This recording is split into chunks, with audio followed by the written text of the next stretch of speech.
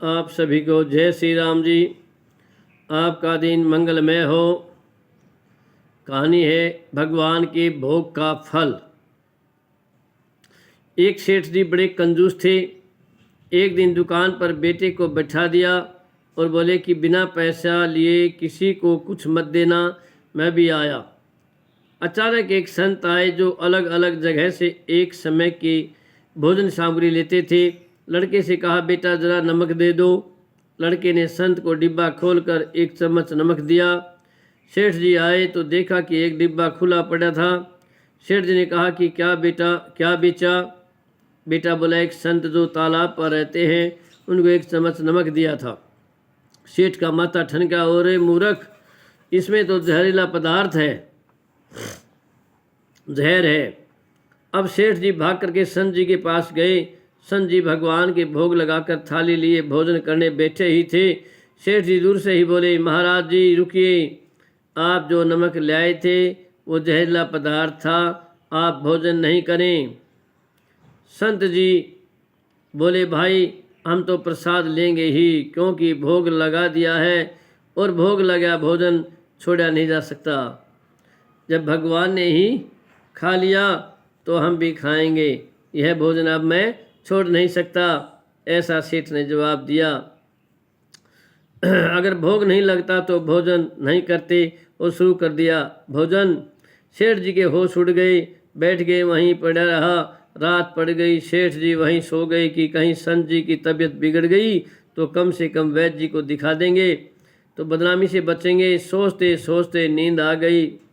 सुबह जल्दी ही संत उठ गए और नदी में स्नान करके स्वस्थ दशा में आ रहे हैं। सेठ जी ने कहा, महाराज तबीयत तो ठीक है? संत जी बोले, भगवान की कृपा है। कहकर मंदिर खोला तो देखते हैं कि भगवान का श्री विग्रह के 2 भाग हो गए, शरीर काला पड़ गया। अब तो सेठ जी सारा मामला समझ गए कि अटल विश्वास से भगवान ने भोजन का जहर भोग के रूप में स्वयं ने ग्रहण कर लिया और भगत को प्रसाद का ग्रहण कराया। सेठ जी ने आज घर आकर के बेटे को घर दुकान संभाल दी और स्वयं भक्ति करके संत शरण में चले गए। शिक्षा क्या है? भगवान को निवेदन करके भोग लगा करके ही भोजन करें, भोजन मन अमृत बन जाता है।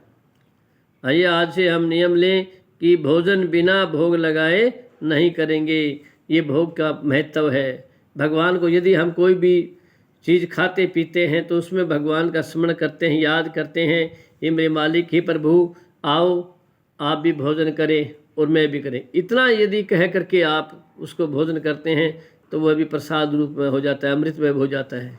जल पीते, चाय पीते, दूध पीती हैं, किसी के घर पर पीते हैं, अपने घर पर पीते हैं, खाते हैं, कहीं भी रास्ते में खाते पीते हैं तो उस भगवान को याद करिए, मेरे प्रभु आओ, ये आप भी भोजन करो, मैं भी करता हूँ, ये आप भी खाओ, मैं भी खाता हूँ, तो वो भोजन हमारा प्रसाद बन जाता है। ऐसा अवश्य करना चाहिए। ये भोग का देखो महिमा, खुद ने जहर, भगवान ने खुद ने जहर ले लिया और बच्चे को, अपने उसको भगत को बचा लिया, क्योंकि भगतों के वश में सदा ही भगवान रहे हैं, आप सभी को मालूम है।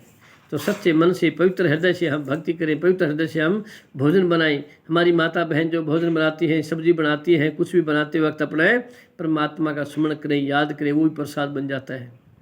और कोई मंत्र नहीं है तो राम राम राम राम राम राम राम पवित्र भावना से यदि हम भोजन बनाते हैं, फिर भोजन खाते हैं, वो प्रसाद में हो जाता है। जय श्री राम जी। आपका दिन मंगलमय हो। किसी भी प्रकार की त्रुटि रही हो तो हमें बताएं, कमेंट करें। पहली बार आए हैं तो आप सब्सक्राइब करें, लाइक करें। जय श्री राम जी।